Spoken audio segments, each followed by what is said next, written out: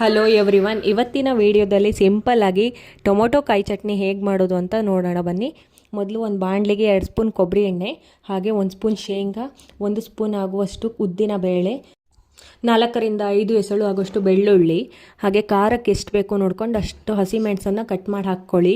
ನಾನಿಲ್ಲಿ 4 ಹಸಿಮೆಣಸನ್ನು ಹಾಕ್ಕೊಂಡಿದ್ದೀನಿ. ಚೆನ್ನಾಗಿ ಹುರ್ಕೊಳ್ಳಿ. ನಂತರ ಸಾಸಿವೆ, ಜೀರಿಗೆ ಹಾಕಿ ಒಂದ್ಸಲ ಹುರ್ಕೊಳ್ಳಿ. ಆನಂತರ ಸ್ವಲ್ಪ ಕರಿಬೇವಿನ ಎಲೆ, ಕಟ್ ಮಾಡಿದ 1 ಈರುಳ್ಳಿಯನ್ನು ಹಾಕಿ ಹುರ್ಕೊಂಡು, ನಂತರ ಟೊಮೊಟೊ ಕಾಯಿ ಇರುತ್ತಲ್ಲ, 3 ರಿಂದ 4 ಟೊಮೊಟೊ ಕಾಯಿಯನ್ನು ಈ ರೀತಿ ರೌಂಡಾಗಿ ಕಟ್ ಮಾಡಿ ಸೇರಿಸ್ಕೊಳ್ಳಿ. ಇದಕ್ಕೆ ಚೆನ್ನಾಗಿ ಬೇಯಬೇಕದು. ಅದಕ್ಕೆ ಇಷ್ಟು ಚಿಕ್ಕದಾಗಿ ರೌಂಡಾಗಿ ಕಟ್ ಮಾಡಿಕೊಂಡ್ರೆ ಬೇಗ ಬೇಯುತ್ತೆ. ಅದಕ್ಕೆ ಒಂದು ಸ್ವಲ್ಪ ಉಪ್ಪನ್ನು ಹಾಕಿ ಉಪ್ಪು ಹಾಕಿದ್ರೆ ಬೇಗ ಬೇಯುತ್ತೆ ಟೊಮೊಟೊ.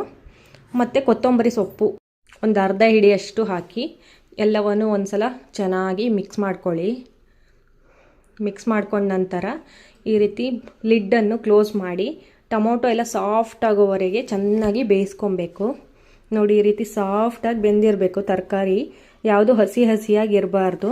ನಂತರ ತಣ್ಣಗಾದ್ಮೇಲೆ ಮಿಕ್ಸಿ ಜಾರ್ಗೆ ನೀರು ಹಾಕ್ದೇ ರುಬ್ಕೊಳ್ಳಿ. ನಂತರ ಒಂದು ಸಿಂಪಲ್ ಆಗಿರೋ ಒಗ್ಗರಣೆ ಹಾಕಿಬಿಟ್ರೆ ಟೊಮೊಟೊ ಕಾಯಿ ಚಟ್ನಿ ರೆಡಿ ಆಗುತ್ತೆ. Thank you.